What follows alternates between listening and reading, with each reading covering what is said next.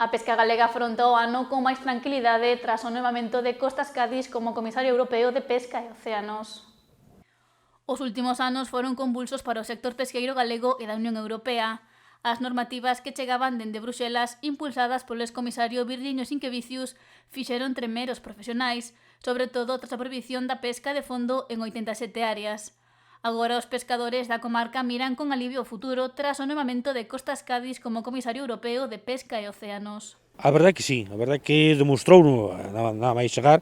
Sabemos que había normas que estaban encima da mesa que ele non pudo evitar porque estaban postas polo antigo comisario e pola de Gemare, porque estaba a Charina Bicheva tamén de directora de Gemare. Sempre foi unha señora moi restrictiva para a pesca e ainda sigue estando, pero bueno, este comisario tuvo a delicadeza polo menos dos barcos ou da xente, dos patróns e presidentes que estaban mostrando o seu malestar ás portas de Bruxelas, pois tuvo que de deixar a Comisión de Pesca ir afora e xuntarse co sector para dicir o que estaba pasando e o problema tan grande que había, non?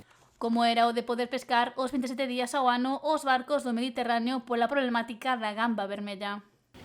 É certo que se intentou mellorar, non tiña encima da mesa, prometeu que se iba a intentar, buscaronse 6 medidas de flexibilidade, pero dentro desas 6 medidas había que escoller 2, non?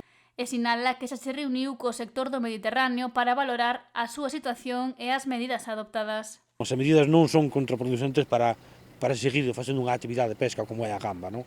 Se che mandan poñer as portas voladoras, que son máis ecologistas para a pesca, para non destruir o fondo, pero claro, esas pescas, a gamba, dicimos que está no fondo, ten que facer variar moito a pesquería, non? Se che mandan cambiar a malla, onde pos unha malla grande que cabe unha merluza, unha gamba, pois cabe moito menos. Entón non serían propuestas razonables, non? Entón van a intentar tomar medidas para mirar a ver como se poden evaluar e facer unha evaluación do que vai a pasar este ano. Ademais, Costas Cádiz contará no seu equipo con Antonio Basanta, que ata hai pouco máis de 2 meses era o director xeral de Pesca, Acuicultura e Innovación Tecnolóxica da Consellería do Mar.